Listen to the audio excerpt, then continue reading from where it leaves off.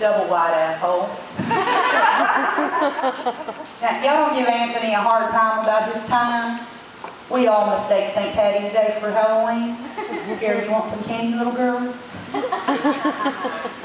I totally do, Anthony, but I'm afraid he'd be using me to get to my daughter. So how y'all doing tonight? I'm from way up north, Austin. So thank y'all for having me. I'm a little tired though. It seems it's extremely exhausting being a pussy. I've been taking care of a dog for 3 years because that's easier than saying no in the Walmart parking lot. I was married twice as long as I should have been because that's easier than having a conversation about splitting up. I am so non-confrontational, I had my last kid. I called my mom and shared the good news with her.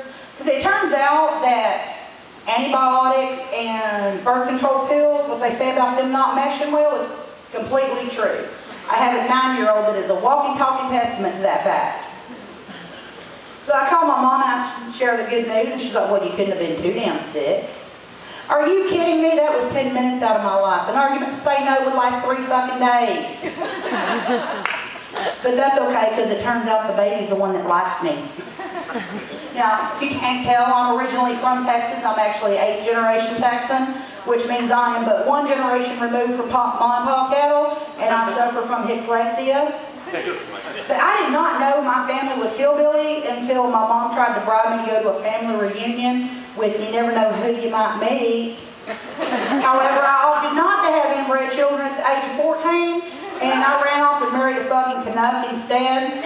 Now, for those of you who don't know what a Canuck is, because I didn't before I married one, that's Yankee on steroids. Obviously, we had issues.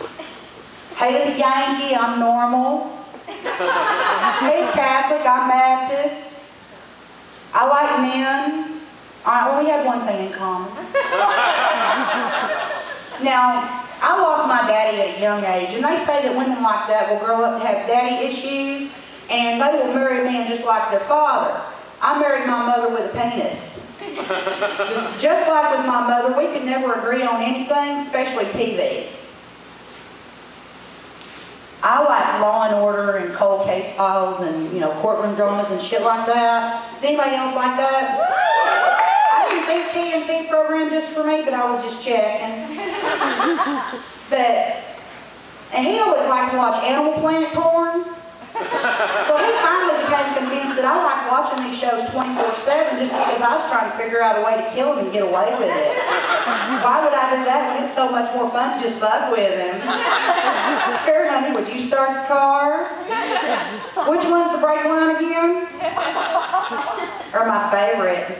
No, girls, that's Daddy's plate. I fixed that special for Daddy. They finally just quit fucking eating, so I quit cooking. But he started complaining because I wasn't cooking dinner for him no more. So I said, all right, fine. So I started cooking him a little bit of supper. That didn't last long. He comes home from work Labor Day and says, hey, honey, what you watching? That's Law and Order Marathon, motherfucker. Are you hungry? So I'm recently single.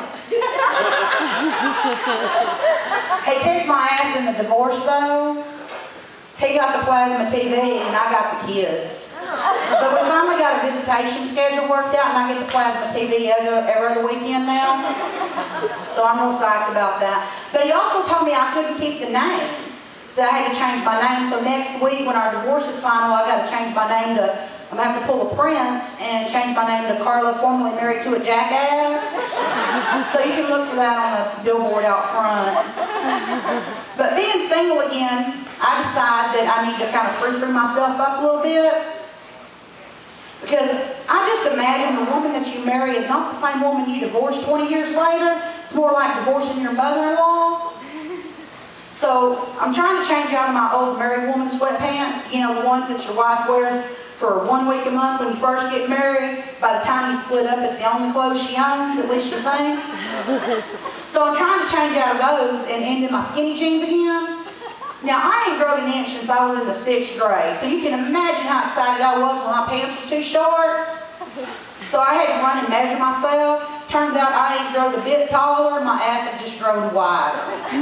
So I had to go on a diet and I started showering with Dawn dish detergent because it dissolves hard to remove fat. And I've lost 20 pounds. So I tried to sign up for eHarmony, but they rejected me because it turns out my credit's so bad that nobody will take my cash without 7 references. And unredeemed scratch-off tickets in your car does not constitute a savings account. So I'm signed up for datacomvid.com. Only thing I had to have for them was a valid address for them to use for parole. And it turns out they get real excited about women who have had their dignity beat out of them with the 3 kids stick. So I'm excited I got a date in 6 to 8 months, depending on good behavior. But when it comes to my kids, I'm more of the fun type mom. I'll take a trip to Six Flags over 2 weeks worth of groceries any day. They need at school.